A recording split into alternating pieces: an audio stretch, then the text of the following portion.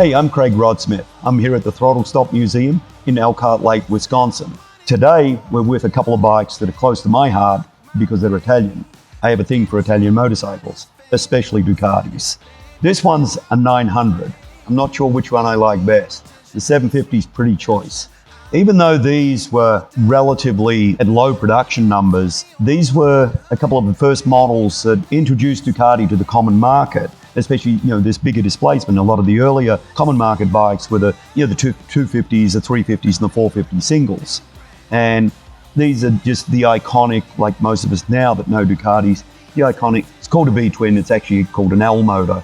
And if it wasn't for these, we wouldn't have the modern Ducatis. This also set their name as a high performance motorcycle with the 750 and the 900. This really thrust them into the forefront of big capacity Italian superbikes. And the V twin, they wanted to get seriously into racing at this point. And the engines, it was designed by Fabio Taglioni. I just like to say his name. You can tell it's Italian, ends with an I. Some of the design, as a custom bike builder myself, it's like I've drawn design cues from these, from the seat to the shape of the tank. I mean, they're just stunning Italian design. I think they're beautiful. And of course, these fairings, which look familiar because these have been replicated and used on so many motorcycles over the decades, because it's just a timeless look. The one thing that I really love about these early engines, which was also used on the early singles, is what's called the bevel drive camshaft. They have this shaft that runs up here with a bevel gear that runs the camshaft on these, and it gives it that early iconic Ducati look. As I'm sure you're aware, the more modern Ducatis have a belt drive system to run the camshaft. The other thing that is very unique to Ducati is called desmodronic valves. Most people refer to it as Desmo valves. And what it is, instead of having a valve spring to close the valve, they have two rockers, one to open the valve and one to close the valve.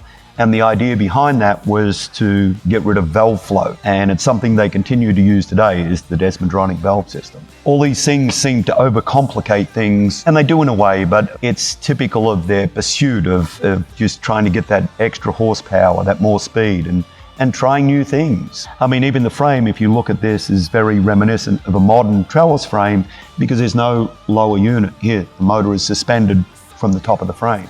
Because they're Italian, they use some of the best components, which were also Italian. So like Marzocchi forks, Marzocchi shocks, Brembo brakes, Dell'Orto carbs, doesn't end in I. Dell'Orti, that's plural for Dell'Orto carbs. These are Lanfranconi up pipes. This one's got Contis on it, but I like the way that they're completely Italian. Now, I realize nowadays, seeing a Ducati on the road or anywhere else, Grand Prix circuit, it's commonplace. But this is the mid-70s, and these are Ducatis. These weren't so common. The 900, there was less than 150 of these came onto the US market.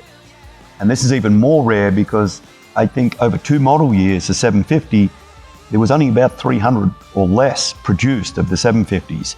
So not only are they iconic, but they're rare. Well, thanks for joining us again here at the Throttle Stop Museum. And there's probably a lot more that can be said about these motorcycles, but let's let them speak for themselves.